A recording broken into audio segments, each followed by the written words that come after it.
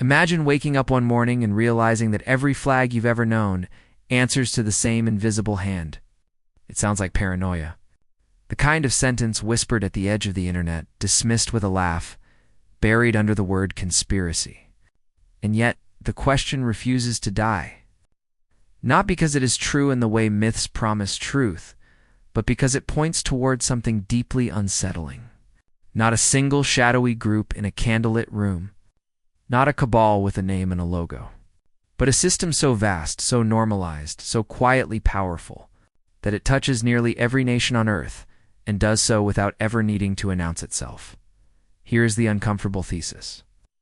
The modern world is governed less by presidents and parliaments, and more by a network of institutions, incentives, and rules that no one elected. No one fully controls, and no one can easily escape.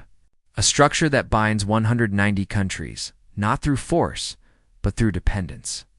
Not through secrecy alone, but through routine. And because it doesn't look like an organization in the way we expect, it has remained largely invisible. To understand how this happened, we must rewind to a time when power was loud. When empires conquered with cannons, when borders were redrawn with blood, and when control meant occupation. The 20th century shattered that model. 2 world wars left Europe broken, currencies worthless, cities flattened, and faith in old systems destroyed. Humanity stood at the edge of something terrifying. Chaos without rules. Out of that devastation came a new idea. What if power didn't need to conquer? What if it could coordinate instead? What if nations could be bound, not by chains, but by agreements, loans, standards, rules?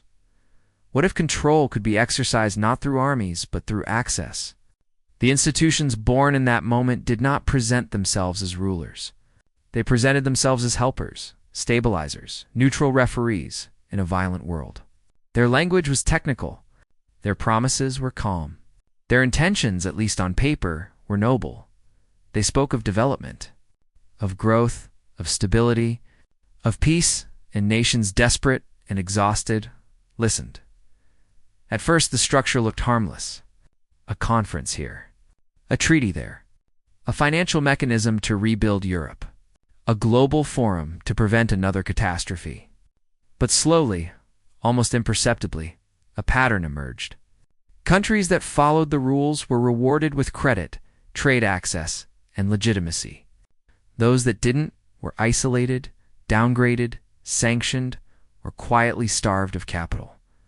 No invasion was necessary. The pressure was invisible, but relentless. This is where the story becomes more personal. Because behind every system are human beings. Economists trained to see the world in numbers.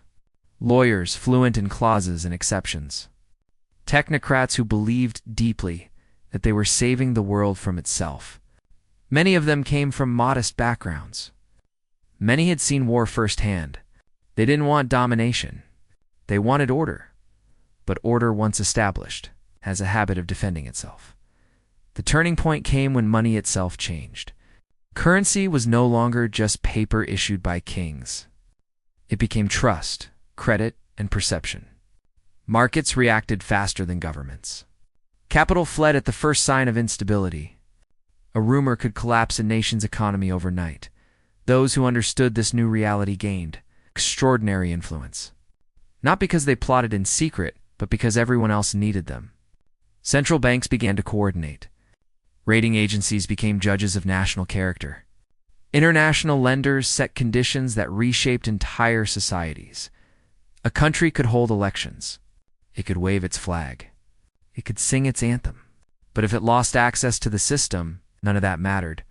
This is how 190 countries became connected, not by allegiance, but by architecture, and architecture once built is hard to escape. As the decades passed, the system grew more complex and more distant from everyday life. Decisions affecting millions were made in rooms without windows, written in language few citizens could understand. Policies were framed as inevitable. There was no alternative. The market demands it.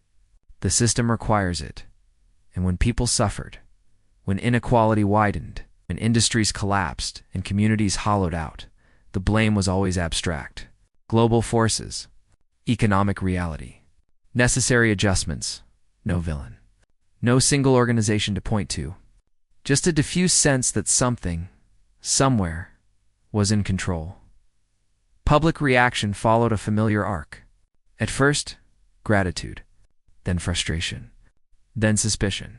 Protests erupted across continents, all echoing the same feeling. We did not vote for this. From Latin America to Eastern Europe, from Africa to Southeast Asia, people began to sense that sovereignty had become conditional. This is where the myths were born.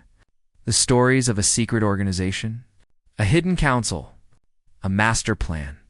These narratives were wrong in detail but right in emotion. They captured the feeling of powerlessness, the intuition that decisions were being made elsewhere by someone else, according to rules that could not be challenged.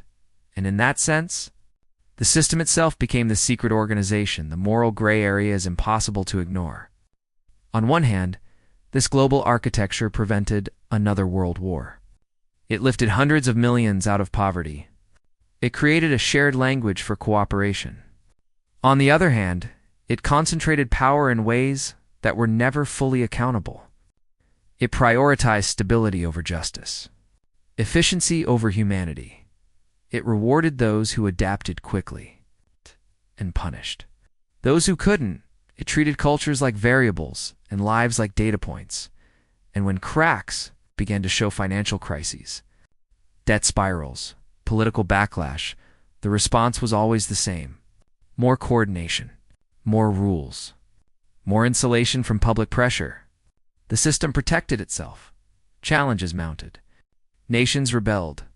Populist leaders promised to tear it all down. Some succeeded, briefly.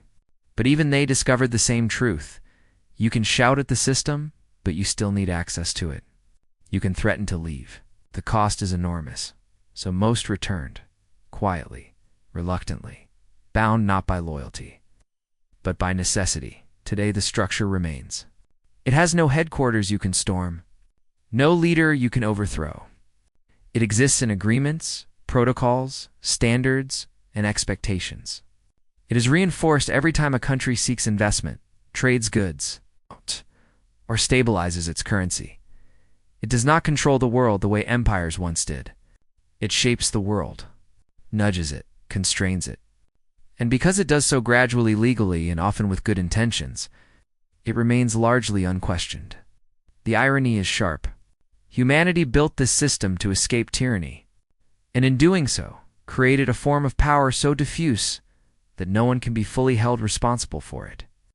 A structure that governs without ruling, that influences without commanding, that binds 190 countries not through fear, but through dependence.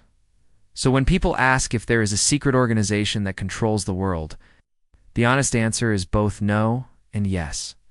No, there is no hidden council pulling strings in the dark. But yes, there is a system so deeply embedded in modern life that it shapes the fate of nations more reliably than any king ever could. And perhaps that is the most unsettling truth of all, that power no longer needs a face. That control no longer needs a name. That history has entered an era where influence flows through systems we built. Trust and rarely question. The camera lingers on city lights seen from space, borders invisible. Economies humming, data moving faster than thought, and the final question hangs in the air. Unanswered and unanswerable. If no one is truly in charge, and everyone depends on the same structure, who do we hold accountable when the system decides our future? Silence follows. And in that silence, the realization settles, and power did not disappear. It simply learned how to hide in plain sight.